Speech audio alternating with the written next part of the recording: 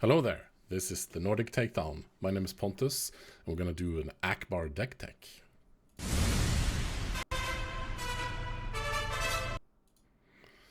Welcome everybody. So as I said, my name is Pontus. Not the usual here, but now I'm here now. A more usual person to see in this channel is Jason. How are you doing, Jason? Awesome. Very, very excited to be here with this interview. What have you been up to lately? Have you been playing any? I've been playing. I've been actually playing the testing out the deck we've been going to be talking about today. Awesome. So to try and get my head around it myself. So yeah, I've been doing some of that, and finally, hopefully, getting to my local play after a few weeks tomorrow night, which I will be hopefully taking this deck as well. Nice. So getting some good hands on. So I'm really excited. So okay, so let's get to it. DjClero, our guest here. Congratulations on the win. Thank you. 55 Thank players? you. Nice to meet you. Yeah. 55 players, yes. All very nice people. I don't know all of them, but yeah, they were nice. But yeah, 55. Thank you very much for having me. You know, I'm a fan of the Nordic Takedown. So you listen. great. Oh, yeah. Fantastic. Yeah. Of course, yeah. Yeah, I'm a fan too. Well, you're part of the Moose Pack, Pontus. Yeah. So tell me, DJ, what's your background in like TCGs and like competitive gaming and stuff like that? I never was a very competitive game. I played Magic the Gathering outside my local church as a kid, that's it. And then I left TCGs for a long time. I played a lot of Destiny, Star Wars Destiny, but sadly I discovered the game only when it was over already. So I played with the RH, the continuing committee, and I was even part of that for a long time. And that's how I discovered Unlimited. So Unlimited is the first game that I really play seriously in real life. And I'm having a blast. I really like it. Yeah, it's great. So what made you want to do competitive, or it's just for fun mostly, and you happen to have a PQ close by? Yeah, kind of like this. I am a bit competitive myself, but mostly I like playing in real life, and sometimes I go to a more bigger competitive event just to test the deck and see if it works in a bit of a better environment. But yeah, it's more it's just really fun. You know, you have a lot of people competing. Very nice people. It's a very nice community. You have big events. I don't know. It feels very hype, so I enjoy it. Awesome. You mentioned that you've been also living in the UK. Did you get into the game in the UK, or did you get into the game when you were living at home in Italy? I was in Italy, yeah, when I got into the game. So I got to. I really appreciate this game. Let me say thank you to the Dart players. The Italian community is amazing. We have our own Discord and everything. So that's how I started to enjoy the game. And we got to know each other. Then I moved to the UK and I played there locally, and I really liked the community there as well. And now I was back in Italy, so I went to this PQ that is a couple of hours from my home. So. Yeah, oh, lovely. Whereabouts in the UK can I ask? Because I'm living in Sweden with these guys, but I'm from the UK originally. So. Oh, okay. I was living in London, yeah, and then now I'm back in Italy in January. Cool. Yeah. Which part of London? Which I was in Seven Sisters. Yeah. Oh, not too far from where I used to live, up in North Finchley. So just up the. We are kind of close. Yeah. Yeah, exactly. A lot of fair memories. And then Seven Sisters, you have the Tottenham Hotspur Stadium there. So was very close to my heart. That place. White Hart Lane. Yes. There we go. That's cool. I think let's get to talking about the deck. What is your what do you think is the strong suit of Ackbar? What made you want to play Ackbar specifically? I mean, of course, I like the character. A lot of it, I just like the idea of playing, this is shrimp admiral. But in terms of gameplay, I always like Chewbacca, Trench, non-human characters are my favorite in But in terms of gameplay, of course, the strongest thing is that you can make tokens. It's as if you have a free card in a way that you can play every round, and it's a 2/2, but it's a lot of value. It's a free card that it's a 2/2 for one that just asks you to exhaust, and then you have another free card that you can play every turn that is exhaust an opponent unit for one, and you give them this gift of a small fleet. Yeah. So. But I think of it as if you have a leader that allows you to have these 2 free cards for the rest of the game in your hand. And I really like extra cards, extra things that you can do that can stick in the board as well for longer. and it's really, really cool. It's yellow. I really like yellow as a color, and I think it's a bit different because I usually play more like villain or more blue, more control. But I wanted to try something different that can like go very well in the late game, but also have be able to pace up with like white decks in the early games. You can follow their pace, sort of. Okay, cool. Like Yeah, because those wide decks you didn't really cause problems with the wide decks because you can't just have to deal with one or two things. You've got to deal with a lot of different things playing against these decks, right? Yeah, I mean, yeah. You have to deal with different things, but like what I can say is that like if you have like if you have a coordinate online, like actually there are quite a few cards that are really good against other aggressive decks. That's why and in this deck it's very easy to get coordinate. It doesn't ask a huge commitment. So there are cards like the Shadow that captures a unit, like Plo Koon, of course, or the 3/2 with ambush. Those ones are really good against other aggressive decks. And usually it's really hard to find the balance between going wide and being controlling with other decks. But since you have 3 units, this makes a lot of sense. So was that like the idea, like when you thought about this ability and like what you could do? Was that like your first thing? Was it going to those kinds of cards, or like? I like I'm not a very aggressive player, so like I always try to find like to squeeze some value from these tokens, and I think it works very well as well because Ackbar naturally requires you to exhaust one of your units. So if usually if you're a very aggressive deck, you want to hit base, you don't want to exhaust your own units. So in this case, I try to pack as much as possible all the things that make units, make the tokens a control tool. So choose sites is the big one, is where I actually started with the deck.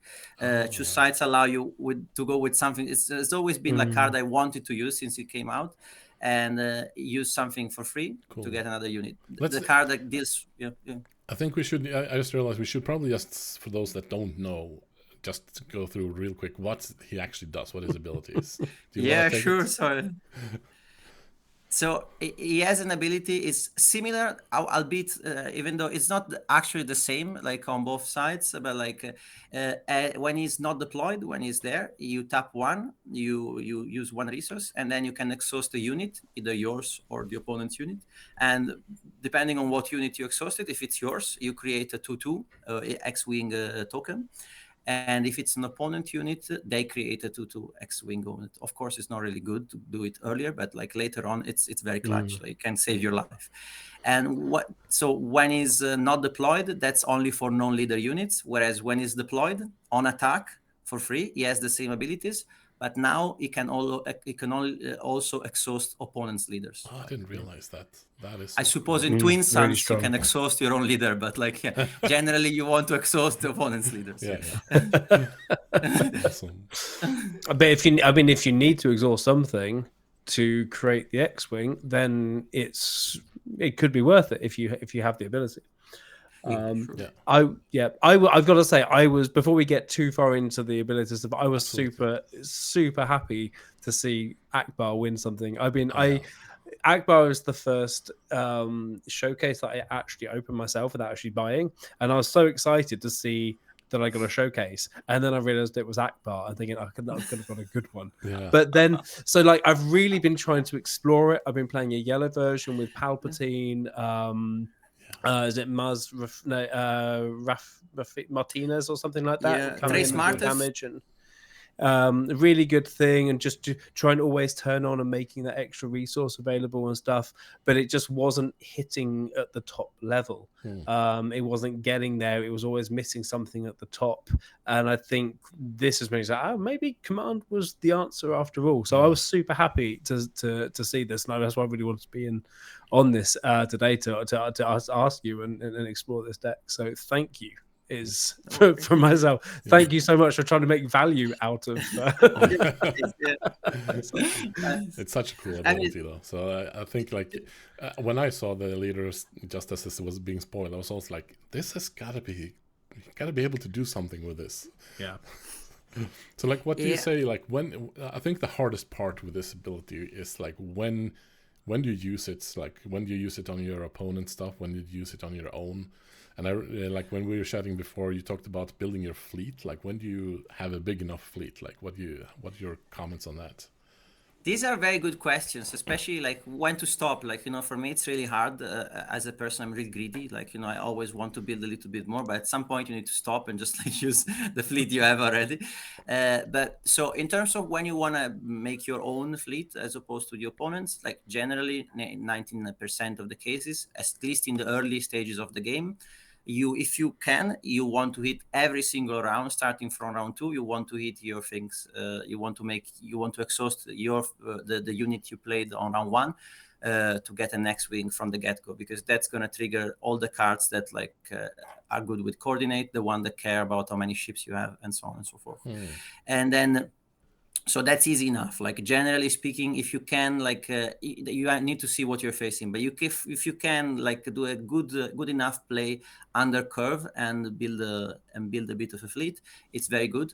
Also because in certain matchups, it's something that you might not realize, but having a lot of small ships allows you to have a lot of soft passes.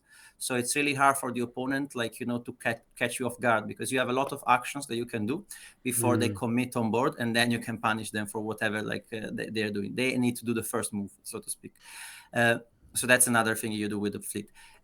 When do you want to exhaust the opponent's unit? You can make a calculation. So if you see, there is a Podameron, that's a unit I like to tap every time. Podameron attacks for 8, generally, for a card. Now you can calculate that if you're gonna give them a ship on that round, before that ship is gonna deal you 8 damages, is gonna be this round and then another 4 rounds, and then so in 5 rounds, that ship is going to give a benefit to the opponent. Now, if you think that the game is going to go on for another 5 rounds, probably that's not a good deal. If you think that the game is going to end before 5 rounds, that's a good deal. This is in terms of when you want to tap exhaust someone from your opponent in terms of damage mitigation. Then there are other cases, a bad trade, the opponent having a unit that can trade into one of yours and survive and get extra value. It happened once with Kira. I don't remember, but it was quite complicated because there were a couple of sentinels on either side. Basically, I didn't want Kira to kill my unit with 3 attack and go to 7 attack. So in that scenario, I attacked with Ackbar and I exhausted their Kira before he could attack, and then it messed up their whole turn. And then that was a bit early, in terms of damage. But tapping Kira in that moment was gonna make my Ackbar survive and their Kira die the next round and completely mess up with their whole plan. So if you see that there is a chance of doing something like this, yes, of course, it makes sense. I've been playing this deck a little bit myself the last couple of days, and another effective use that I found was when someone hits with overwhelming barrage, and then they can't hit with the thing that they've done. Yes, they've done the initial damage, but then they've just wasted that 12 damage devastator on. They can't do anything with it. 100%. That's another fun thing to put them in a pickle. That that if they do barrage, they know that they remove, but they basically lost their turn. 100%. That's the same. You can do it as well if someone upgrades a unit. It's a bit early to do it, or when someone plays Chewbacca. But if they do it later, so in a way, knowing that this is online conditions the opponent to play slightly suboptimally. So 100%. And when is the fleet big enough? It's hard to call. Generally, going with my sensation, in most normal matches, you don't want to grow your fleet a lot after you deployed Ackbar. So generally, when Ackbar deploys on that round, maybe he's going to make another X-Wing, then it depends. He might do it another couple of times. But at that point, especially if he dies in these latest stages, you might use the fleet that you have. If you are in a normal matchup. If you're against a control matchup, or if you're in a very drag game and you need to build a board out of nothing, of course you can continue doing that. I think it's probably something you need to feel out when you're learning the deck.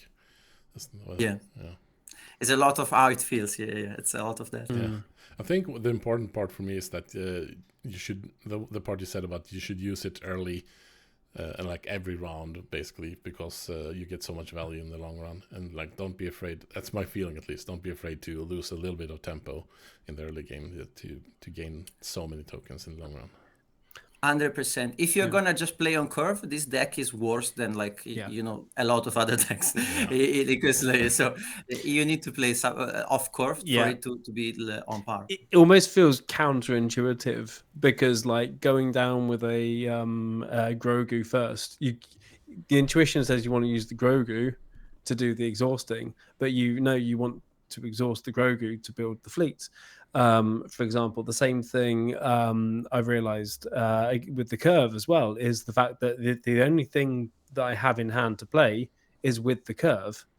Then I'm not actually being efficient. I'm not actually doing what Ackbar wants to do in order to win the game. So that's actually a really good point that you kind of have to be a little bit behind the curve, if I'm right. Yeah, 100%. Yeah, totally. I mean, you can. It depends on what you have and what the moment is. I haven't I don't think there has been any game where I hit it every single round. No. And especially when you go to 5, 5 is somewhere where you don't really want to play something for 4 and exhaust, or it depends. But there are very good 5 cost plays.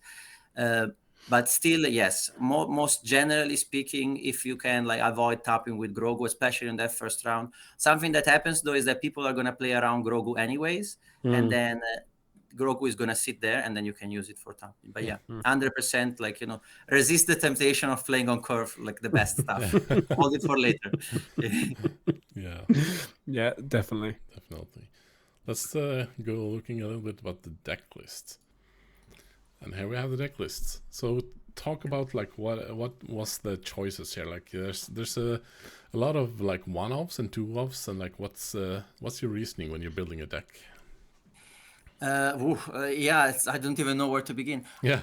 I mean, I generally I go with my guts. I try out, and then if something, I never try out starting with a one-off. I always try out a card as a free off, and then if it feels more situational, I cut it down, and then if it feels very, very good, sometimes I start with a two-off, and then it becomes a free off.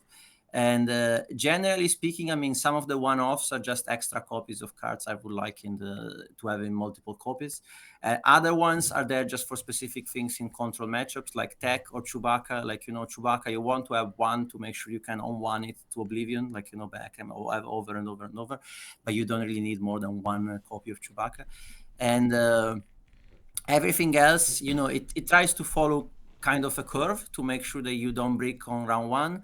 Then you see a lot of 2-drops, a lot more than what I usually like to put in a deck, because ideally you want to hit something that costs 2 on the second round of the game, and then on the third round of the game you want something that costs 3 ideally, and then at that point you're probably gonna play something that costs 5 or 4 plus 1, and then 5 plus 1, and then you're gonna go into the 7 cost, the 8 cost, and then you take it from there. But yeah, it's all about making sure that the curve kind of feels natural and organic.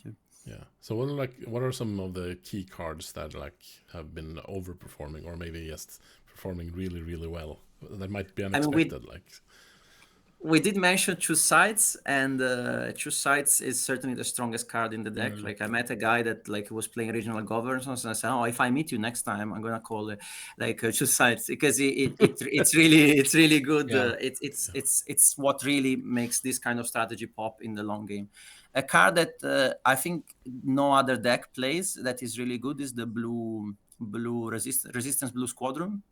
I think it's the 4-cost 3/4 that deals 1 damage to a unit for each vehicle that you have. That one is really unexpected and is basically free. Often is a takedown that leaves behind 3/4 in space, and so it's really good. I went over it with compare even Ackbar unit, is really nice, but the thing that you can use your fleet to attack ground units is what's very, very valuable. Yeah, I got so much value out of that testing this out. So much value out of that card. I was and I almost didn't want to play it when I could play it because I thought, just one more. one more X-wing, and I can deal with Rey. One more X-wing, and I can deal with Kira. Yeah, especially in the deploy turn, if you can go down, make a couple on that round, you can kill the leader. Sometimes Anakin, you can find I mean, maybe you can't one-shot a leader, but you can always finish off a leader. And Ackbar is very good at trading. Ackbar unit is a free 8 So it can pop 3 damage very freely. Nothing kills it on the spot, nearly anything. Another really good card is Anakin Skywalker.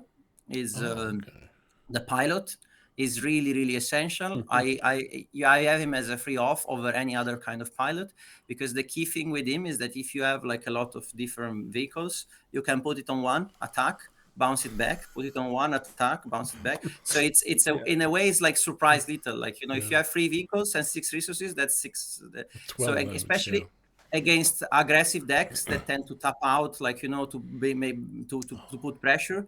And if they like, you find a lot of times you do the math and you find, oh look, I have just got enough to go to 25. Such a good point, yeah. Or or when they know about this, like they start to making like to calculate, and like Sabine's like, can I ping? Can I not ping? Like, so it's how often did you pull the Anakin Skywalker thing off in the PQ? In the tournament, like I think a couple of times, because it's so it's very good against where you need tempo. So it's very good against 25 HP bases. And I faced a lot of control. So against control, you usually don't even need him, because like you're gonna ground, like you're gonna go the value route. You're gonna control the control deck in a way. So you don't even need him. But against like in a race, yes, I think maybe against Hannes, I pulled him. Maybe against Chiro, I don't remember the specific, but yeah, a couple of times. But in testing, that happened like a lot more times, because it was like in the matches that I had more aggressive matchups here. I love it. I've actually been building a Mandalorian deck, and that's a good point. I should put him and Anakin in there as well. If you build a fleet, and if you can, like if they have enough resources, enough units for you to exhaust every single one of them, sure. Yeah, definitely. It's, like you said, it's another stalling thing. If you've got more value in your hand for later in the game, you don't want to play those cards just yet. Use your resources for.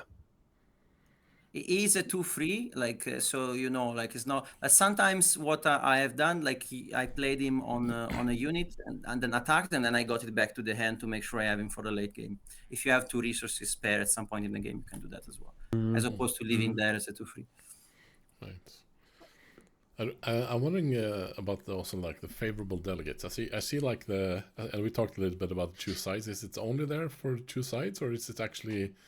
It's very spicy with 2 sides, because you punish the opponent, they get this dude like and it backfires. So obviously they discard the card. So I left it in there, especially because I wanted to pull that fun thing. But it's also it's one of the best 1-drops, because unless you are against an aggressive deck that starts from the ground and you want to trade, no one ever wants to invest their time and effort to kill this guy. True. And for 1 card, and for 1 card, and then so often it gives you value up front. You can even bounce in with like a Bright Hope or something and get value like this. And so it's above Tarkin Town, just in case you are in one of those matchups, and it's the perfect target to exhaust over and over and over.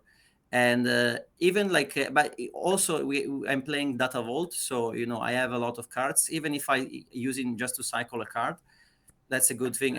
Off a U-wing, sometimes you want to hit like one or two of those, and you see an extra card in the late game. That might be the card that makes you win. Like so, like even a U-wing with like a 3 cost and 2 of those, it's 2 extra cards, and let's see, like you're gonna take the bomb that you need to win the game. You brought up Data Vault there. Like choosing Data Vault over a 50 card, a 30, a 50 card base, I should say, or a 30 health base. Yeah. Like, is the value there to the extra 10 cards over the extra 3 resources? Because that's the big question right now. Like you with the effectiveness of the 60 card decks, like. How did you make that decision? I mean, I'm not a mathematician. Like, I know there are other people. I looked at the stats that some other like people that are more into stats did, and like so Well, that's why I they got do numbers. that, so we don't need to. Exactly. But I went with my gut feelings, and now I think in any deck I really struggle not to play Data Vault if I'm green. And I'll be honest, I'm even struggling with the other colors just because I can't run Data Vault. This is because like the free HPs, like usually, some very often are an extra round. So the free HPs is not just about the free HPs; it gives you like a lot more to do with like with actions. Like you're less susceptible to a checkmate from the opponent. But also the 10 cards, I don't know, for my mental space, like it's what allows you to play. Like you see one-offs here. Like it gives you like a toolbox approach. It allows you to play some cards in the main deck. That otherwise wouldn't find room, and then you need in some other. So honestly, like when I saw this, I'm one of these people that really struggle to cut. Maybe other people are better at this, like they can be more efficient, but for me it's really painful to cut. So the fact that I even get a bonus to play 60 cards is not a problem. And yeah, of course, like in terms of consistency, when you go against a slow deck, the consistency is less of an issue because you see more cards. You can really feel this when you go against an aggressive deck and you need some specific answers. Like at some stage, I'm thinking about the 2/3 ship, the captures, like this one. Often you really want to hit it. And yeah, in that case, sometimes I wish I had 50 cards. But at the end of the day, you get that sort of extra turn, so it's kind of okay. Like it's not such a bad deal. And if you can hold out and get U-Wing as well, like 3 U-Wings, you're going to get through 21 cards of your deck anyway to kind of see what you want. And unfortunately, maybe throw away some chew sides. As I did. I hit 2 U-Wing reinforcements in a row with this, and all chew sides just went. That happened to me during the tournament. Like one game, like I play U-Wing and I had 3 choose sides, all one after the other, just stuck there on the top. I was like, and then 2 on ones, and I was like, oh, okay, is there anything else left? Yeah. No, actually, would there be if you took it down to a 50 card deck, would you just knock off some of the 3 offs down to 2 offs, or would you cut some cards? I mean, like I would like. I would do a kind of a bit of both. Like some of the one-offs would go down. I probably would cut tech entirely. Like some of the one-offs would just leave. A lot of the free offs, like even if they're cute, they would become 2 offs.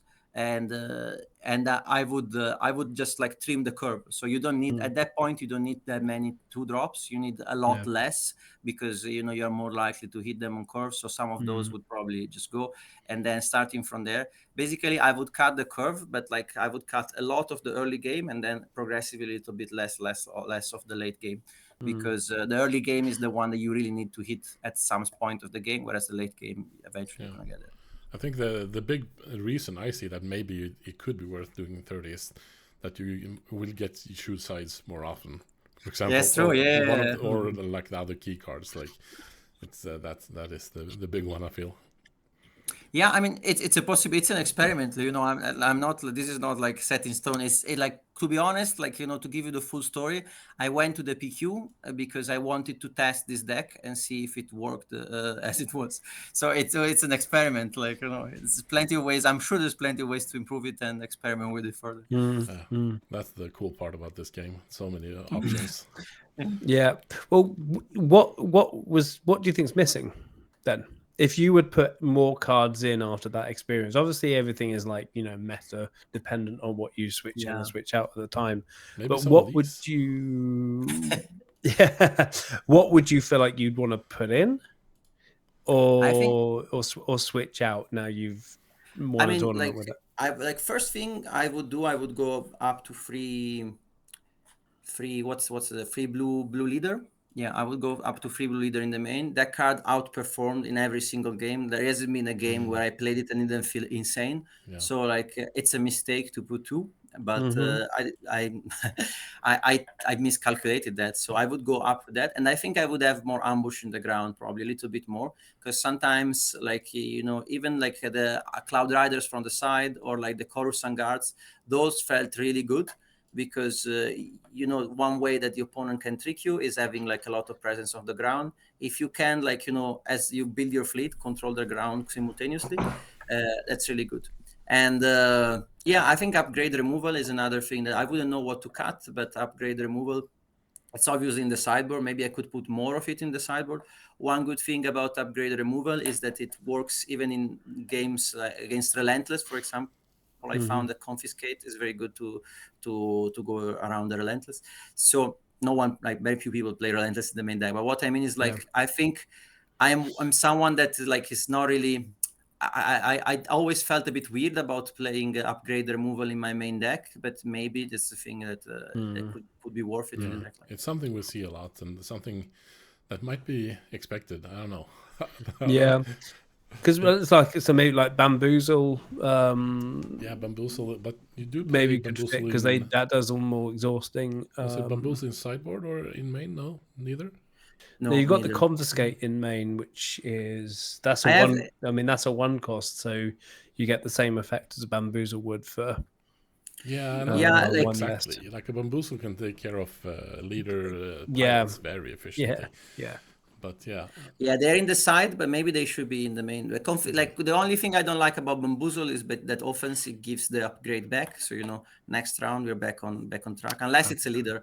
But but that in that case you might as well have Confiscate. Yeah, I think for your specifically for Ackbar, like if you, for example, if your opponent plays Sabine and plays a Darksaber, you don't need to. They don't want that. You can just exhaust it.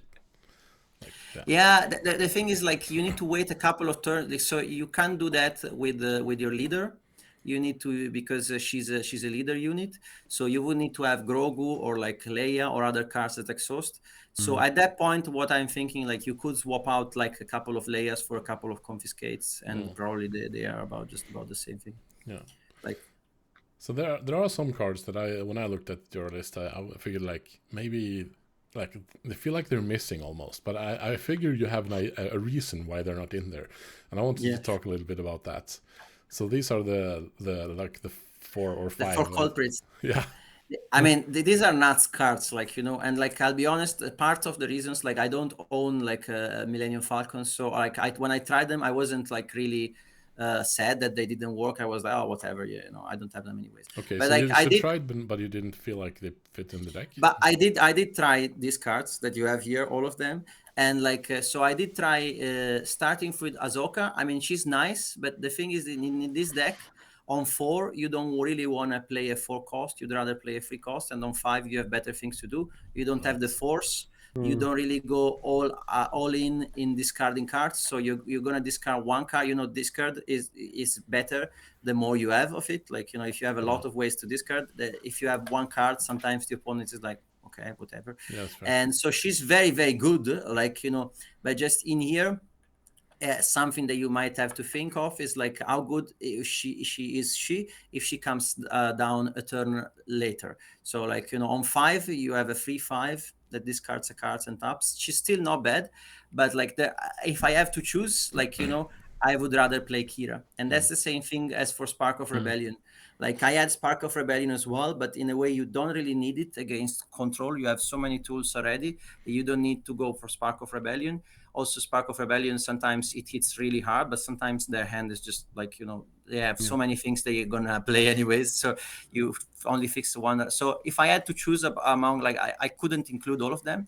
And in the end, like, Kira was the best because as opposed to Spark of Rebellion, it has a body.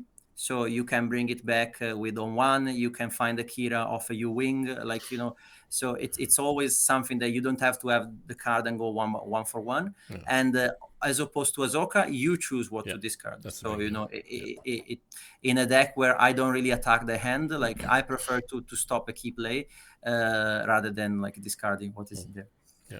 And a Millennium Falcon is very, very good, but again, it's something that like I think there would be other cards that work better. Of course, what only the Millennium Falcon can do is coming back later in the game as a 3/4 ready. That's insane, obviously. But the thing is, like, in terms of early game, it doesn't really fit, because it's very good if you play him on round 1 or 2, but if you play in on round 3 already, to when you tap something else, it's just a free 4 is something that trades, but at that point you'd rather probably have a blue leader that just attacks and trades. If you want to keep it there, then it's going to mess with all your curve, because you need to pay the Falcon tax every round. So it's a very good card, but at the end of the day, in the economy of the deck, I think I had a one-off at some point. You can still keep it as a one-off if you want, like, you can swap a tech and play this if you want to be more aggressive against certain decks and you're not concerned about hand control. It depends on the meta you have, but yeah.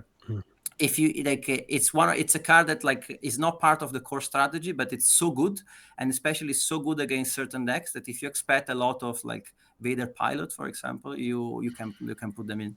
But I didn't find it like it's not an organic part of the strategy, weirdly enough. Yes, just because of the tax.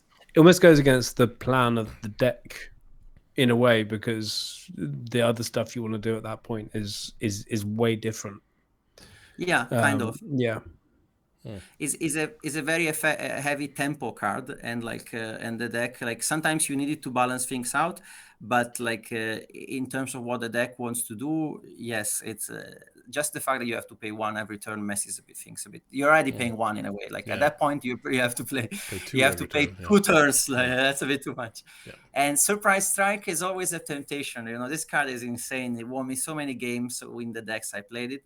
The thing is, just in terms of consistency, even if I have a space deck, I find the gun, the blaster, to be just better than choose side than Surprise Strike, just because the blaster doesn't require a card, but also it's always there for when you need it, whereas Surprise Strike, you need to have it exactly when you need it.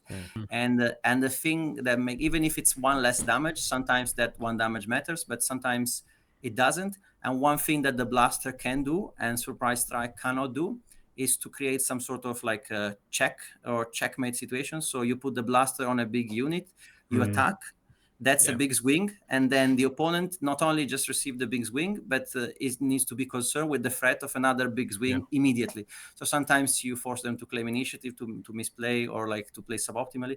And Surprise Strike can't do that. It's just a finisher or something that can push a trade. So it's I wish I could have all of those, but like if I had to make a choice, I went with the other options. Sticking it on a Plo Clune, and it's there ready to hit for 8 if they do, and it causes them, they have to take initiative. That's how I got a game with Plo Koon doing 16 damage into actions. Are there any cards you think of, Jason, that you thought, why isn't this in there?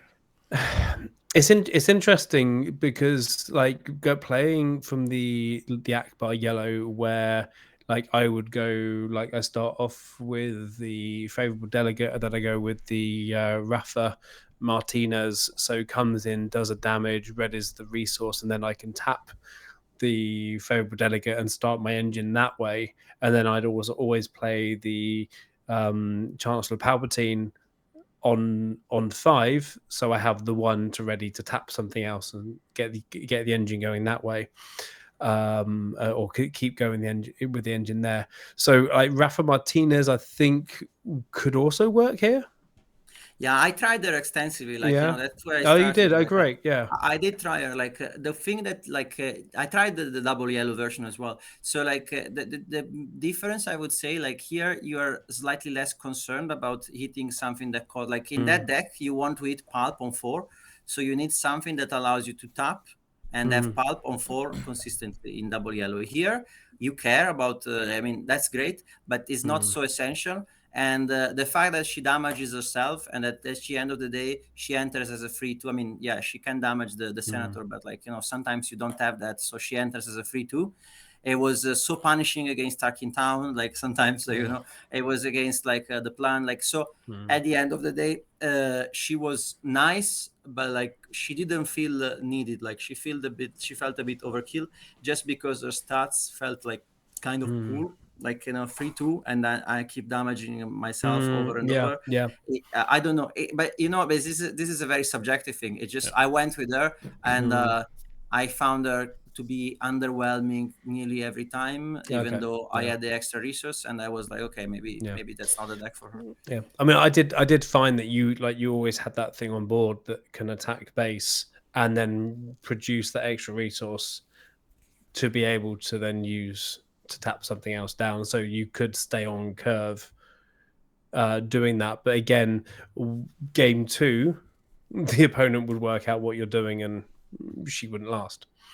It was like a one plan thing where I feel like this command version, you have different game plans.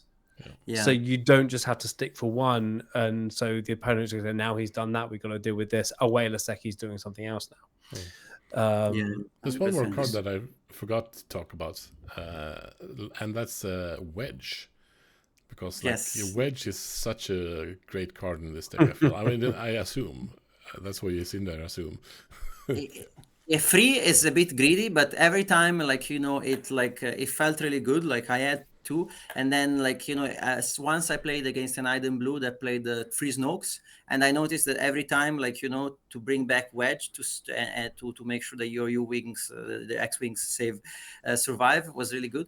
But in general, it's a really hard card to stick there, because it's so weak. Like, you know, it's I think every deck has a way to deal with Wedge one way or another, but not every deck has a way to deal with Wedge all the time. So, you know, the hard thing is to find the moment when they open themselves a little bit, and now you put in there, and either they deal with him or they deal with a billion other things, or especially if they tap out and you have already a lot of ship. But yeah, like the fact that it's just really fun, as well as nuts, to be honest. The fact that every one of your tokens has ambush. So you can really trade, like, you know, you can use it as removal as well. To get a new token with ambush. It's amazing. Like, and all, like, some of these vehicles are really good, like, you know, with ambush. Absolutely. I mean, bringing out the blue squadron vehicle there, coming in when played, do the damage, and then you can finish them off or do something else. But the big card, obviously, 5 resources Wedge coming in on 6 with the timely reinforcements. That's must be beautiful. Satisfying as because obviously if timely reinforcements on 6, that's 3 X-Wings with ambush, 3 3s. Probably, and it leaves you a resource to use Ackbar as well, and then you can, like, so you can potentially do another couple ones just with Ackbar's on that round. Deployed as well, like, right? It's really funny against, like, the Vader pilot deck, or like a heavy, like, space decks, these kind of things, because, like, don't forget all of those that survive the X-Wings from the event, they have Sentinel as well. So it's like their ambush, Sentinel, free freeze. That's another. That's a headache. Oh, that's a nightmare. Did you ever consider putting any more buffs in, like Cody or something? Yes, I did. Like, I did consider Cody, Uyang. I did consider Yularen. These were cards I were trying last time, the last minute.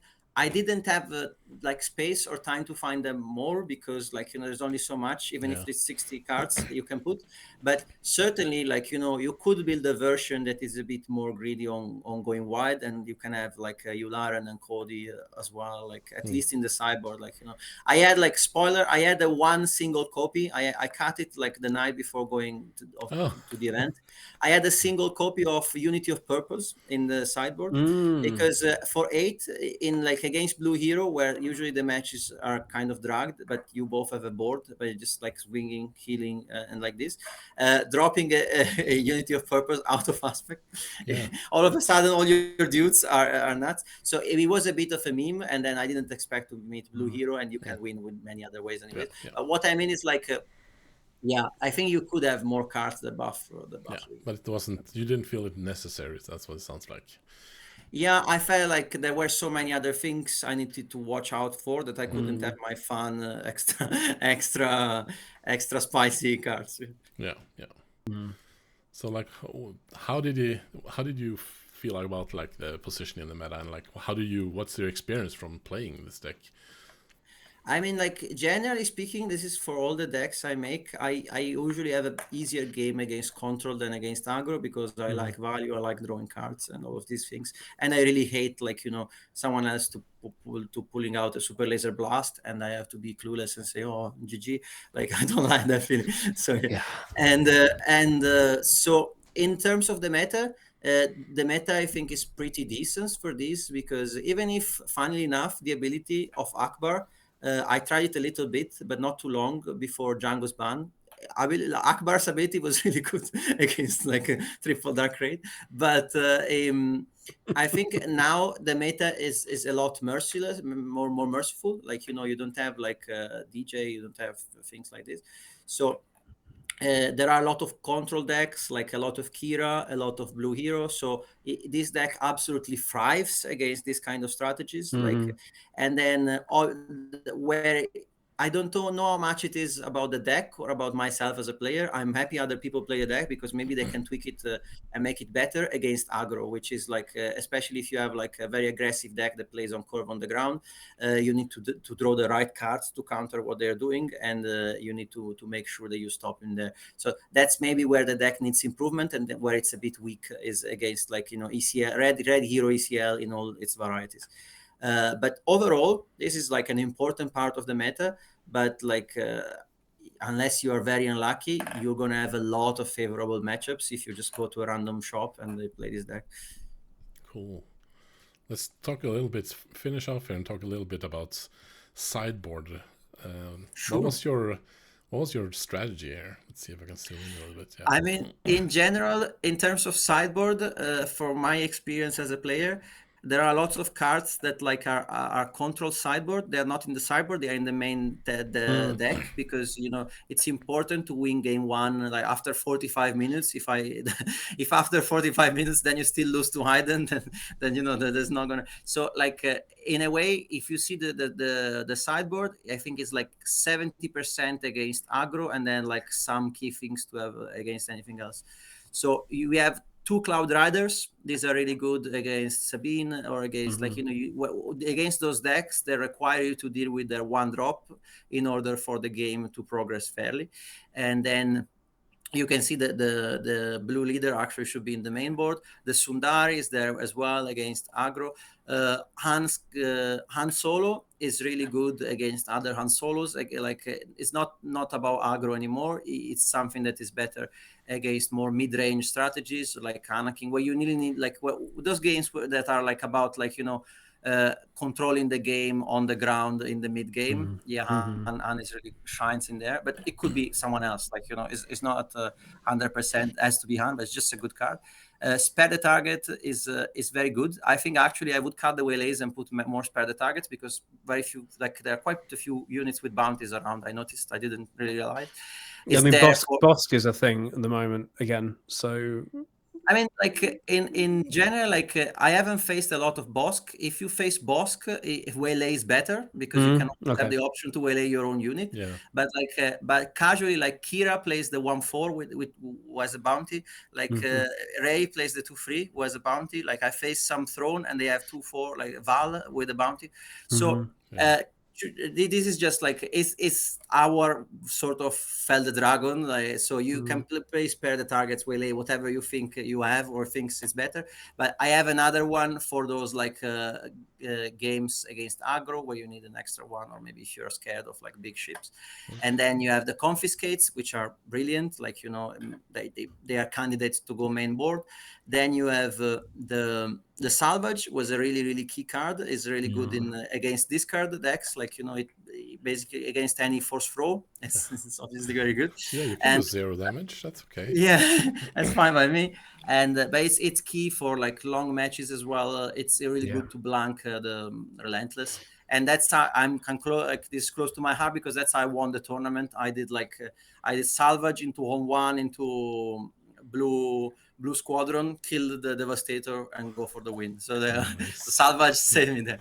And then and then the other one, it was more of an experiment. I'm not sure I'm completely sold on that one. The clear the field.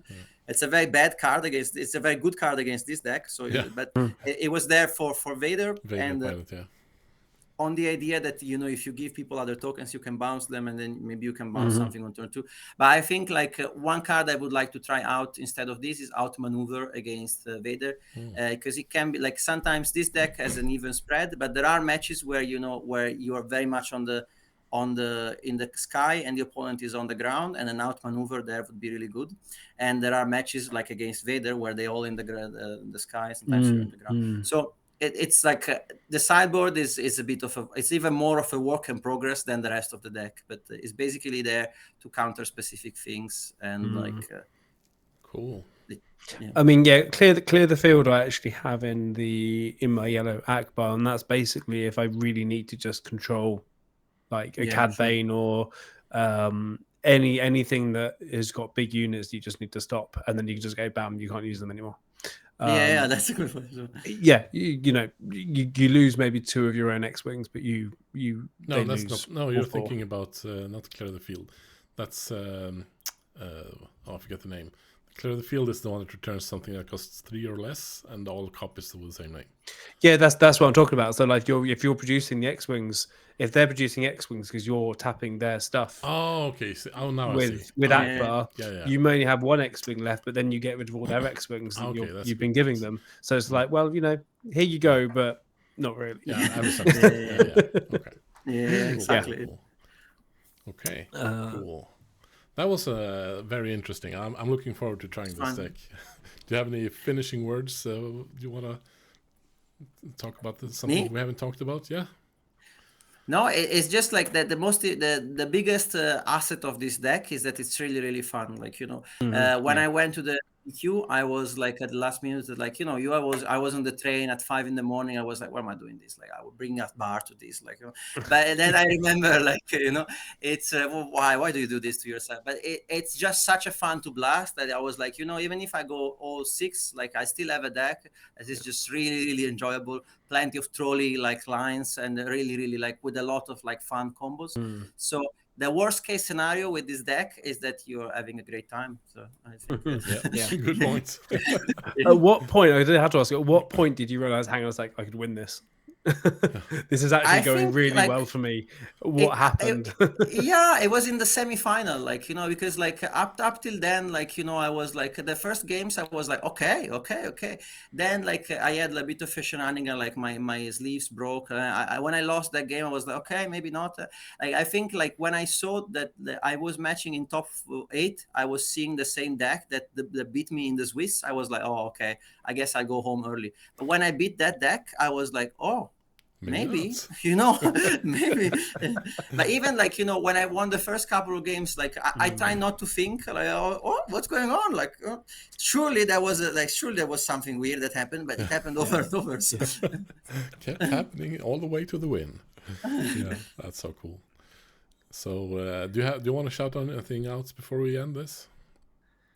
Any podcasts or channels or anything you do? No, you don't have anything like that? No, I mean, like, yeah. I am like, I owe it to my good friends, like the Dark players. Like, I don't have a YouTube myself, but like I'm a very regular guest on this YouTube from the Italian channel. We had a more in-depth deck card by card, and we do it every time. Like, you know, there's one of us Italians that has a deck that succeeds, and they're very, very nice. They're amazing. Check them out. It's Darth Vader, and then players, and it's and they were very helpful because the guys from the team helped me to test a bit. Like they're very good Sabine players, so they helped me in testing, and actually they allowed me to understand how.